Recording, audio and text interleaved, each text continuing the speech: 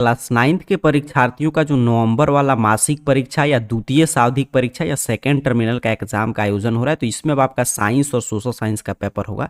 तो साइंस अर्थात कि विज्ञान विषय के प्रश्न पत्र की पूरा ऑब्जेक्टिव सब्जेक्टिव प्रश्न की हम लोग चर्चा कर चुके हैं। चलिए अब सोशल साइंस के प्रश्न पत्र को समझते हैं। ठीक है, तो सोशल साइंस का क्वेश्चन पेपर देखिए 9th के सेकेंड टर्मिनल एग्जाम का इसी रूप में सामाजिक विज्ञान का प्रश्न पत्र सेट किया गया है। 1.5 घंटा का ये भी पेपर है, 50 मार्क्स का है। पूरा ऑब्जेक्टिव प्लस सब्जेक्टिव इस वीडियो में हम लोग देखेंगे। इसका विषय कोड 111 होगा। आगे इंस्ट्रक्शन है, सीधे चलते हैं प्रश्न पे। यहाँ पे बताया जा रहा है कि सेक्शन ए में ऑब्जेक्टिव टाइप प्रश्न है 30, जिसमें से आपको 24 ही बनाना है। ठीक है, विज्ञान में और क्योंकि इसमें प्रैक्टिकल वगैरह रहता है, इसी वजह से। चलिए हम लोग पूरा ऐसे चर्चा करते हैं। पहला प्रश्न क्या पूछा है देखिएगा ध्यान से। कह रहे लोकार्नो समझौता पर हस्ताक्षर किस वर्ष हुआ था? तो लोकार्नो समझौता पे हस्ताक्षर जो हुआ था 1925 में हुआ था, तो ऑप्शन सी सही उत्तर हो जाएगा। दूसरा पे प्रश्न है कि प्रथम विश्व युद्ध में अभूतपूर्व वीरता के लिए किसे आयरन क्रॉस प्राप्त हुआ था? तो हिटलर को प्राप्त हुआ था, तो ऑप्शन बी सही उत्तर हो जाएगा। तीसरा पे प्रश्न है कि किसने हिटलर को चांसलर मनोनीत किया था? तो हिडेनबर्ग ने किया था, तो ऑप्शन ए इसका सही उत्तर याद रखिएगा। 4 पे प्रश्न आया कि मार्को पोलो ने भारत के किस साम्राज्य की समृद्धि की चर्चा की? तो ये पांड्या साम्राज्य में आया था, जो विजयनगर साम्राज्य के अंतर्गत आता था दक्षिण भारत में, तो ऑप्शन सी सही उत्तर हो जाएगा। 1453 में कुस्तुनतुनिया पर किसका आधिपत्य हो गया? ये प्रश्न पूछा गया है। तो 1453 में जो है वो कुस्तुनतुनिया पे आपका तुर्की का आधिपत्य हो गया था, शासन हो गया था, तो ऑप्शन डी सही उत्तर हो जाएगा। अगला प्रश्न है कि स्टाम्प एक्ट कब पारित हुआ था? तो स्टाम्प एक्ट 1765 इसका नाम ही है, तो ऑप्शन डी सही उत्तर हो जाएगा। ठीक है, कि कब हुआ था? तो यहाँ पे देख लीजिए 1765 में।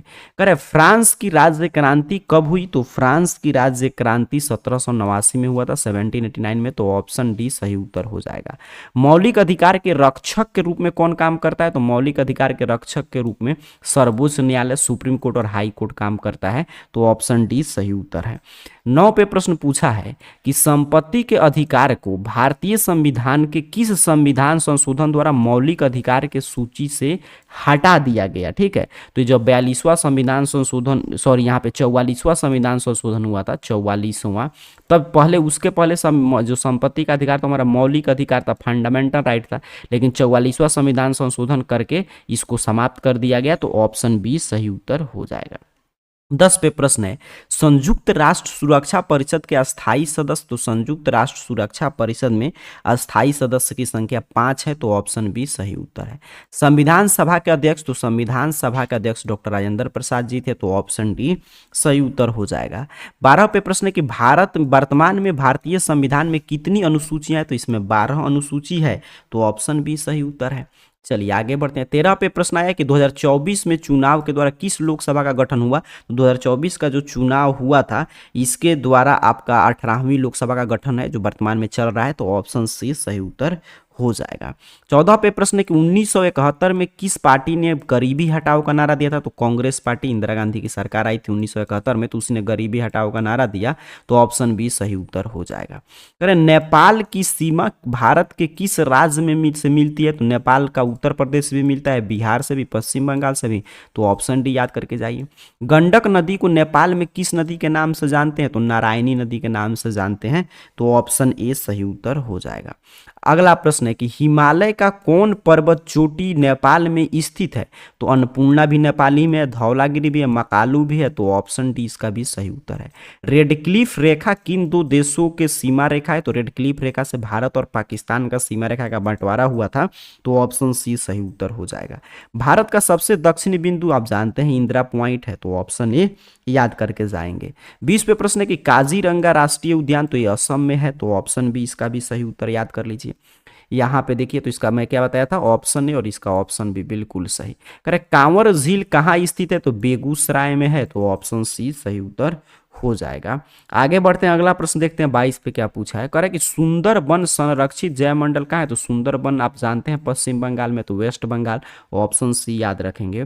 कह रहा है कि 2011 की जनगणना के अनुसार किस राज्य का जनसंख्या घनत्व जो है वो सबसे अधिक है? तो सबसे अधिक बिहार का है, 1108 प्रति वर्ग किलोमीटर यहाँ पे लोग हैं, तो ऑप्शन बी सही उत्तर है। कौन सार्क का सदस्य? तो भारत, पाकिस्तान, भूटान सभी हैं, तो ऑप्शन डी याद रखिएगा।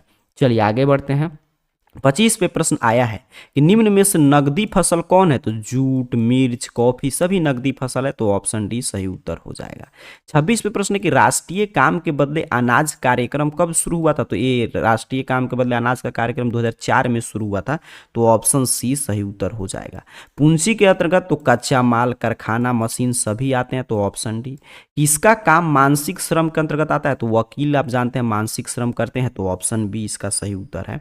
29 पे देखिए यहाँ पे हमने क्या बताया था, ऑप्शन डी, यहाँ पे वकील। यहाँ पे 29 पे प्रश्न है कि गरीबी रेखा के नीचे रहना, तो गरीबी रेखा के आप नीचे हैं मतलब आप गरीब हैं, तो ऑप्शन सी। कर तीसरी दुनिया का देश का उदाहरण, तो तीसरी दुनिया का अर्थ क्या था, पहले जैसे एक दुनिया था रूस वाला जो मतलब कि विश्व युद्ध जब चल रहा था, तो उस समय आपका वो साम्यवादी, एक था पूंजीवादी जो अमेरिका का मतलब कि इकोनॉमिक व्यवस्था अपनाया था। बट तीसरी दुनिया जो इन दोनों से हट के थे, जैसे भारत में आप जानते हैं उस समय मिश्रित अर्थव्यवस्था अपना लिया, तो ऑप्शन डी सही उत्तर हो जाएगा। ठीक है, तो क्या होगा, ऑप्शन डी। पर पूरा 30 में 30 का सही उत्तर बता दिया। आगे देखिए सब्जेक्टिव प्रश्न, जिसमें से 5 लघु उत्तरीय और 3 दीर्घ उत्तरीय प्रश्न का उत्तर देना। यहाँ पे प्रश्न आप देख रहे हैं। चलिए मैं सीधे इसका उत्तर आपको करा दे रहा हूँ कि किस रूप में प्रश्न आया और सही उत्तर क्या होगा।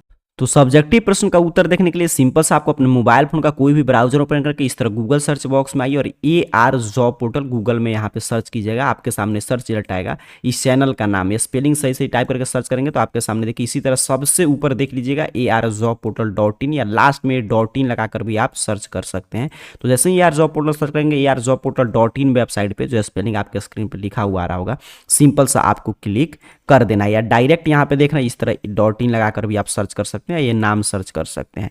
तो इस तरह आपके सामने ऑफिशियल वेबसाइट ओपन हो जाएगा। नीचे की तरफ बढ़िएगा और आ जाइएगा बिहार स्पेशल में। इस तरह देख लीजिएगा, आपको मोबाइल फोन में लिखा होगा बिहार स्पेशल। इसमें देखिए सबसे ऊपर है 9th सेकेंड टर्मिनल एग्जाम 2024 के सभी सब्जेक्ट का क्वेश्चन पेपर। तो सिंपल सा आपको इस पर क्लिक कर देना है बिहार स्पेशल में। ठीक है, इस पर आके बिहार स्पेशल में आइएगा और यहाँ पे क्लिक कीजिएगा। जैसे ही आप क्लिक करेंगे तो 9th के सभी विषय का चीज़ें आप एग्जाम से पहले यहीं से देख सकते हैं। जैसे कि कल साइंस का है, सोशल साइंस का है, फिर उसके नेक्स्ट है आपका हिंदी, और फिर आपका मैथ, और आपका मतलब कि यहाँ पे इंग्लिश का पेपर होगा। तो सारा का यहाँ पे है। साइंस का देखना है तो साइंस के सामने इस जो क्लिक हियर बना है इस पर क्लिक कीजिए। अभी हम लोग सोशल साइंस की चर्चा कर रहे हैं तो सोशल साइंस के सामने जो क्लिक हियर बना है इस पर आपको क्लिक करना है सब्जेक्टिव प्रश्न के लिए। ठीक है, तो जैसे मैंने आपके सामने यहाँ पे क्लिक किया तो यहाँ पे आपके इंटरनेट स्पीड पे डिपेंड करेगा, थोड़ा सा समय लेगा। आपके सामने कुछ इस तरह चीज़ें ओपन कर देगा। यहाँ पे नीचे की तरफ बढ़िएगा तो सामाजिक विज्ञान का यहाँ पे देख लीजिए, पूरा यहाँ पे PDF वगैरह देखना है तो यहाँ पे जगह जगह पे लिंक आ रहा है, इस पर क्लिक करके आप देख सकते हैं किस रूप में प्रश्न पत्र आया है। यहाँ पे देखेंगे तो सभी चीज़ है कि कब आपका एग्जाम होगा। यहाँ पे 30 में 30 का सही उत्तर है, कोई 24 बना लीजिएगा, इसमें 24 ही बनाना है जैसा कि इंस्ट्रक्शन में आपको दिखाया।